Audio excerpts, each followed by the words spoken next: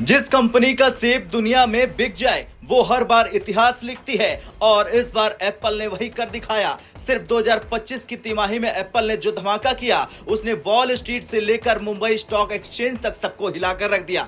Company ने सिर्फ 3 महीने में 27.5 बिलियन डॉलर का शुद्ध मुनाफा कमाया और ये एप्पल के इतिहास का सबसे बड़ा रिकॉर्ड है। जी हां, आप सही सुन रहे हैं, 27 बिलियन डॉलर। जी हां, आपने सही सुना, जमकर मुनाफा। एप्पल की कुल कमाई रही है 102.5 बिलियन डॉलर, यानी करीब 8.5 लाख करोड़ रुपए, जो वॉल स्ट्रीट के हर अनुमान से कहीं ऊपर निकली। और मजेदार बात यह कि कंपनी का नेट प्रॉफिट पिछले साल के मुकाबले 8% बढ़ गया। जबकि मार्केट में महंगाई, टैरिफ्स और सप्लाई चेन की चुनौतियां अभी भी मौजूद है। ये परफॉर्मेंस साबित करता है कि एप्पल अब सिर्फ एक टेक कंपनी नहीं बल्कि एक ग्लोबल फाइनेंशियल मशीन बन चुका है। इस बार एप्पल की जीत का सबसे बड़ा हीरो बना आईफोन 17 सीरीज। सितंबर में लॉन्च हुआ आईफोन 17 कंपनी के लिए एक मास्टर स्ट्रोक साबित हुआ। सिर्फ आईफोन से ही कंपनी ने कमाए 49.03 बिलियन डॉलर, यानी करीब 4 लाख करोड़ रुपए, जो पिछले साल की तुलना में 6% की वृद्धि है। और हां, आईफोन 17 में मौजूद लिक्विड ग्लास डिस्प्ले और नया एरो एज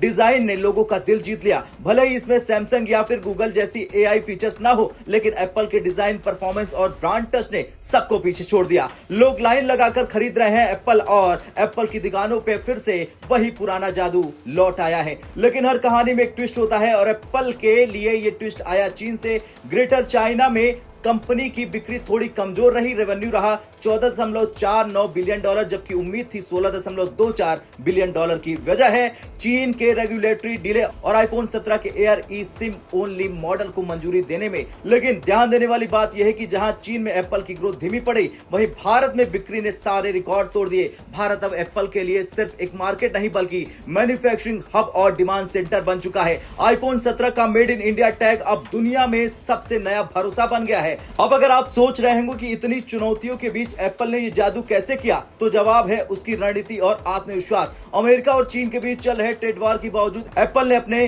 प्राइसिंग मॉडल में कोई बड़ा बदलाव नहीं किया, न कोई डिस्काउंट, न कोई सस्ता वेरिएंट, बस प्रीमियम ब्रांड वैल्यू और क्वालिटी पर भरोसा। और यही भरोसा एप्पल को अलग बनाता है। यहां तक कि भारत में बढ़ती मैन्युफैक्चरिंग कॉस्ट के बावजूद कंपनी ने कहा, हम अपने ग्राहकों को वैल्यू और प्रीमियम एक्सपीरियंस देने के लिए प्रतिबद्ध हैं। खैर, इस पूरे गेम में भारत की भूमिका अब केंद्र में है। एप्पल के आईफोन 17 का लगभग 25% उत्पादन अब भारत में हो रहा और आने वाले समय में कंपनी यहां अपने R&D सेंटर को और भी एक्सपेंड करने जा रही है। यानी भविष्य का एप्पल भारत में बनेगा और भारत से चलेगा और भारत से कमाएगा। तो कहा जा सकता है कि जिस देश में सेब उगता है वहां अब डॉलर की बारिश होना तय है।